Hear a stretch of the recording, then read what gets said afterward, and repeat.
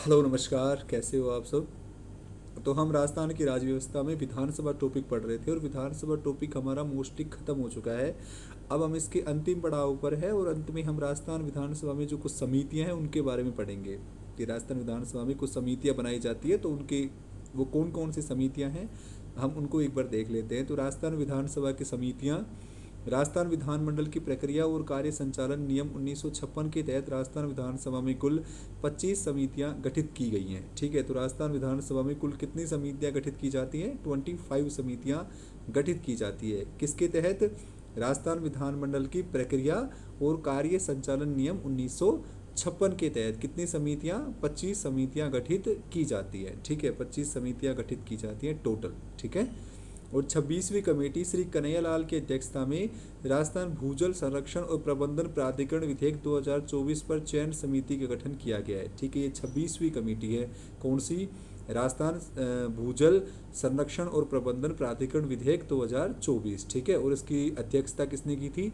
श्री कन्हैयालाल ने। श्री कन्हैयालाल ने। समितियां दो प्रकार की होती है, स्थायी और तटस्थ समितियां। ठीक है, तो स्थायी समितियों की संख्या कितनी है? 22 है। ठीक है, स्थायी समितियों की संख्या है 22 और तदर्थ समितियों में प्रवर और कार्य विशेष समितियां आती हैं। ठीक है, तो कुल कितनी समितियां हैं? 25 समितियां हैं। उसमें जो स्थायी समितियां हैं वो 22 प्रकार की हैं। स्थायी समितियां 22 प्रकार की है। ठीक है, राजस्थान विधानसभा में 4 वित्तीय समितियां हैं जो निम्न हैं। तो 4 वित्तीय समितियां कौन कौन सी होती है? सबसे पहले तो राजस्थान विधानसभा में वित्तीय समितियां कितनी हैं? 4 हैं। कौन कौन सी? लोक लेखा समिति, प्राक्कलन समिति, प्राक्कलन समिति ख। ठीक है, कै और ख दो प्रकार की हैं, और एक सार्वजनिक उपक्रम समिति। ये क्या है? वित्तीय समितियां हैं, और मुख्यतः ज़्यादा इंपॉर्टेंट भी ये ही है। ज़्यादा इंपॉर्टेंट भी ये ही है। तो राजस्थान विधानसभा में 4 वित्तीय समितियां हैं। लोक लेखा समिति, प्राक्कलन समिति कै, प्राक्कलन समिति ख और सार्वजनिक उपक्रम समिति। ठीक है, तो हम इनको एक एक करके देखेंगे अब। तो सबसे पहले क्या है? लोक लेखा समिति। ठीक है, लोक लेखा समिति। तो विधानसभा प्रक्रिया और कार्य संचालन नियम 229 में जन लेखा समिति के कार्य और नियम 230 में समिति के गठन का उल्लेख किया गया है। तो लोक लेखा समिति के गठन का और नियम का उल्लेख किस में किया गया है?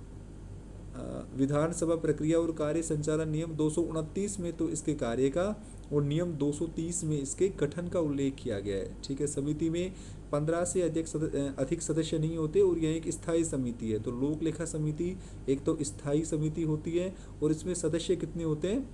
15 होते हैं मैक्सिमम। ठीक है, मैक्सिमम 15 सदस्य होते हैं और ये एक स्थायी समिति है। और इसके अध्यक्ष और सदस्यों का कार्यकाल कितने होता है? 1 वर्ष का होता है। ठीक है, तो लोक लेखा समिति का गठन कितने वर्ष के लिए किया जाएगा? 1 वर्ष के लिए किया जाएगा। और इसमें अधिकतम मेंबर कितने होते हैं? 15 होते हैं। अधिकतम 15 मेंबर होते हैं और ये एक स्थायी समिति होती है। ये एक स्थायी समिति होती है। और अध्यक्ष और सदस्यों की सीटें अनुपातिक प्रतिनिधियों की एकल संक्रमणीय मत द्वारा भरी जाती है। ठीक है, सभी का यही है, एकल संक्रमणीय मत पद्धति द्वारा भरी जाती है। और इसका जो अध्यक्ष होता है ना, वो विपक्षी दल का नेता होता है। ये इंपॉर्टेंट है। अगर ये सवाल आ जाए कि लोक लेखा समिति का अध्यक्ष कौन होता है, तो हमेशा विपक्षी दल का नेता होता है। ठीक है, ये सवाल इंपॉर्टेंट है कि लोक लेखा समिति का अध्यक्ष कौन होता है? विपक्षी दल का नेता होता है। ये इंपॉर्टेंट है। और इसका सर्वप्रथम जो गठन है वो 10 अप्रैल 1952 को किया गया था। 10 अप्रैल 1952 को लोक लेखा समिति का पहली बार गठन किया गया था। इसका जो अध्यक्ष होता है वो विपक्षी दल का नेता होता है और इसमें मैक्सिमम 15 मेंबर्स होते हैं और ये एक स्थायी सदन है। ठीक है, आकस्मिक रिक्ति की स्थिति में अध्यक्ष और कुल सदस्यों के अधिकतम 1/3 सदस्यों को मनोनीत भी कर सकता है। ठीक है, मनोनीत भी कर सकता है। कौन? अध्यक्ष कर सकता है। मनोनीत सदस्य जब तक निर्वाचित सदस्य चुने न जाएं या शेष अवधि जो पहले हो तब तक वो कार्यरत रहेंगे। ठीक है, शेष अवधि तक ही वो रहेंगे। कोई मंत्री समिति या निर्वाचित और मनोनीत सदस्य नहीं हो सकता है। ठीक है, कोई मंत्री समिति का निर्वाचित या मनोनीत सदस्य नहीं हो सकता। विधानसभा अध्यक्ष द्वारा अध्यक्ष व सदस्यों की नियुक्ति की जाती है। ठीक है, अध्यक्ष पदावधि को अधिकतम 6 माह के लिए बढ़ा भी सकता है। ठीक है, तो जो लोक लेखा समिति है उनके अध्यक्ष की नियुक्ति कौन करता है? विधानसभा अध्यक्ष। ठीक है, विधानसभा अध्यक्ष करता है। और इनका जो अध्यक्ष होता है वो होता कौन है? विपक्षी दल का नेता होता है। ठीक है, विपक्षी दल का नेता होता है। वैसे तो इसका कार्यकाल कितना होता है? 1 वर्ष के लिए होता है, लेकिन जो अध्यक्ष है वो इसका कार्यकाल 6 माह तक बढ़ा भी सकता है। ठीक है, 6 माह तक बढ़ा भी सकता है। और यह समिति अपना वार्षिक प्रतिवेदन किसको देती है? विधानसभा अध्यक्ष को देती है। ठीक है, तो लोक लेखा समिति अपना जो वार्षिक प्रतिवेदन है वो किसको देती है? विधानसभा अध्यक्ष को देती है। किसको देती है? विधानसभा अध्यक्ष को देती है। अब इसके कार्य देख लो। तो राज्य द्वारा व्यय की गई राशियों का विनियोग संबंधित लेखों राज्यों के वास्तविक वित्तीय लेखों की जांच करना, राज्य के विनियोग लेखे और नियंत्रक और महालेखा परीक्षक के प्रतिवेदन की छानबीन करते हुए समिति का यह कर्तव्य होगा कि जिस सेवा या प्रयोजन के लिए धन उपलब्ध कराया गया था उसका उपयोग हुआ है या नहीं हुआ, है ना, उस प्राधिकार के अनुसार जिसके वह अधीन है वह सक्षम प्राधिकारी द्वारा निर्मित नियमों के अंतर्गत किया गया है या नहीं है। तो जो वित्त के बारे में जो जांच है ना वो ये काम करती है। ठीक है, ये काम जो इसके हैं वो वित्त की जांच करना ही है ना। तो जन लेखा समिति उन कार्यों का संपादन नहीं करेगी जो राज्य के उपक्रम समिति को आवंटित किए गए हैं। तो सबके अलग अलग काम है। ठीक है, तो नियंत्रक और महालेखा परीक्षक का भी काम क्या होता है? ऑडिट करना, वित्तीय जांच करना, यही काम होता है। तो इसका भी यही काम है ना, इसका भी यही काम है। तो इसमें जो लोक लेखा समिति में हमने क्या क्या देखा जो इम्पोर्टेंट आ सकता है, एक तो इसके जो नियम का उल्लेख किसमें? 229 में, और गठन किसमें? 230 में है। अधिकतम सदस्य कितने होते हैं? 15 हो सकते हैं। कार्यकाल कितना होता है? 1 वर्ष का होता है। ठीक है, और जो इसका अध्यक्ष होता है वो विपक्षी दल का नेता होता है। 10 अप्रैल 1952 का इसका पहली बार गठन किया गया था। ठीक है, गठन किया गया था। और इसके अध्यक्ष और सदस्यों की नियुक्ति कौन करता है? विधानसभा अध्यक्ष करता है। विधानसभा अध्यक्ष करता है। और यह समिति अपना वार्षिक प्रतिवेदन किसको देती है? विधानसभा अध्यक्ष को ही देती है अपना वार्षिक प्रतिवेदन। ठीक है, तो ये इंपॉर्टेंट है। बाकी कार्य तो ऑब्जेक्टिव की दृष्टि से तो नहीं, सब्जेक्टिव में अगर आप करें तो ये देख सकते हैं। ठीक है, तो ये आपको याद रखना है। अब दूसरी समिति थी प्राक्कलन समिति कै और खे, है ना। तो प्राक्कलन समिति का उल्लेख किसमें? 231 में है। 231 वाले नियम में इसका उल्लेख है। और चतुर्थ अनुसूची में वर्णित भिन्न भिन्न विभागों के प्राक्कलनों की जांच करने के लिए 2 प्राक्कलन समिति कै और खे का गठन किया गया है। ठीक है, तो इसमें भी देख लो, इसमें भी ज़्यादा अंतर नहीं है इन दोनों में, लोक लेखा में और प्राक्कलन में सेम ही होंगे। समिति में 15 से अधिक सदस्य नहीं हो सकते, उसमें भी कितने थे? मैक्सिमम 15 ही सदस्य थे। ठीक है, यह एक स्थायी समिति है। तो लोक लेखा समिति भी क्या थी? एक स्थायी समिति थी। इसके अध्यक्ष और सदस्य का कार्यकाल 1 वर्ष का होता है, तो उसका भी 1 वर्ष का ही होता था। ठीक है, और चुनाव उसमें भी कैसे था? आनुपातिक प्रतिनिधित्व की एकल संक्रमणीय मत पद्धति थी उसमें भी, है ना। यही है। और अगर किसी की आकस्मिक रिक्ति हो जाती है तो अध्यक्ष कुल सदस्यों के अधिकतम 1/3 सदस्यों को मनोनीत भी कर सकता है। ठीक है, मनोनीत भी कर सकता है, वो सेम ही है यहाँ भी। और विधानसभा अध्यक्ष द्वारा अध्यक्ष और सदस्यों की नियुक्ति की जाती है। और अध्यक्ष जो है पदावधि को 6 माह के लिए बढ़ा सकता है। ठीक है, तो इनमें तो कोई अंतर नहीं है दोनों में। लोक लेखा और प्राक्कलन समिति सेम ही है यहाँ, तो 15 ही दोनों में सदस्य होंगे, 1 वर्ष कार्यकाल होगा। ठीक है, और नियुक्ति कौन करेगा? विधानसभा अध्यक्ष करेगा। और 6 माह के लिए कार्यकाल को बढ़ा भी सकता है। ठीक है, तो ये सेम ही आता है दोनों का। ठीक है, अब प्राक्कलन समिति के लिए अनिवार्य नहीं है कि किसी भी 1 वर्ष के सभी प्राक्कलनों की जांच करना। जैसे जैसे प्राक्कलनों की जांच की जाती है वैसे वैसे सदन को रिपोर्ट प्रस्तुत की जाती है। ठीक है, की जाती है, तो ये भी वही करेगा। अब तीसरा क्या था? सार्वजनिक उपक्रम समिति। ठीक है, तो इसको भी देख लेते हैं एक बार। सार्वजनिक उपक्रम समिति में क्या है? विधानसभा प्रक्रिया और कार्य संचालन नियम 233 में इस समिति का उल्लेख किया गया है। ठीक है, तो विधानसभा का जो कार्य होता है उसके लिए एक अलग से नियम बनाए गए हैं, तो उसको क्या बोलते हैं? विधानसभा प्रक्रिया और कार्य संचालन नियम। तो इसके 233 में इस समिति का उल्लेख किया गया है। अब इसके बारे में देख लो, इसके गठन क्या है इसका, है ना। तो समिति में 15 से अधिक सदस्य नहीं हो सकते, इसमें भी कितने होते हैं? मैक्सिमम 15 ही होते हैं। और ये भी एक स्थायी समिति है। ठीक है, और इसके अध्यक्ष और सदस्य का कार्यकाल 1 वर्ष का ही होता है। और इसके सीटें जो है वो आनुपातिक प्रतिनिधित्व की एकल संक्रमणीय मत पद्धति द्वारा ही भरी जाती है। ठीक है, ठीक है, सेम भरी जाती है। और इसके भी सदस्यों की नियुक्ति कौन करेगा? विधानसभा अध्यक्ष करेगा। विधानसभा अध्यक्ष करेगा, ये भी सेम ही है। और ये इसके अलग अलग कार्य हैं, जो कार्य ऐसे ऑब्जेक्टिव की दृष्टि से तो नहीं है इतने इंपॉर्टेंट। तो देख लो, इसके सार्वजनिक उपक्रम समिति इनकी जांच नहीं कर सकती। ये इंपॉर्टेंट है कि भाई किसकी जांच नहीं कर सकती? तो उपक्रमों के नित्य प्रतिदिन के मामले, उपक्रमों के कारोबार या वाणिज्य कार्यों को छोड़कर सरकारी नीति के मामले हो, कोई ऐसा विशेष सरकारी उपक्रम जिससे विशेष विधि द्वारा स्थापित किया गया है, तो इनकी जांच नहीं कर सकती है। ठीक है, अब देखो जांच समितियां हैं, तो अपनी जांच समितियां कौन कौन सी है? एक तो नियम समिति हो गई, याचिका समिति, आपको लोक लेखा और प्राक्कलन और सार्वजनिक उपक्रम तो याद रखना है। बाकी ये भी कुछ समितियां हैं, जैसे नियम समिति, याचिका समिति, विशेष अधिकार समिति और सदाचार समिति। ठीक है, तो इनमें कौन कौन से अनुच्छेद है ना, ये कुछ हैं अनुच्छेद, ये कुछ और समितियां हैं। बाकी अभी हमने विधानसभा जो देखी है, तो विधानसभा में बहुत सारे अनुच्छेद देखे हैं, है ना, अनुच्छेद देखे कि किस अनुच्छेद में क्या लिखा गया है, तो उसको एक बार ब्रीफली फिर देख लेते हैं लास्ट में कि कौन से अनुच्छेद में क्या कहा गया है। ठीक है, देखो अब 168 में क्या था, 168 में क्या था, राज्यों में विधानमंडलों का गठन। तो विधानमंडल कौन से अनुच्छेद में है, 168 में है। विधानमंडल कौन से अनुच्छेद में है, 168 में है। और विधान परिषद का उल्लेख किसमें है, 169 में है। ठीक है, और विधानसभा किसमें है, 170 में है। पहले तो हमें ये याद रखना है कि विधानमंडल में क्या होता है, विधान परिषद और विधानसभा। तो विधानमंडल 168 में, विधान परिषद उच्च सदन है वैसे भी, तो 169 में, और विधानसभा किस में आती है, 170 में है। अनुच्छेद 171 में किसका उल्लेख है, विधान परिषद की संरचना का उल्लेख है। और हम ये पढ़ चुके हैं वैसे तो एक बार, लेकिन पीछे हम सिर्फ अनुच्छेद देख लेते हैं कि कौन से अनुच्छेद में क्या लिखा गया है ना। अब राज्यों की विधानमंडलों की अवधि का उल्लेख अनुच्छेद 172 में किया गया है।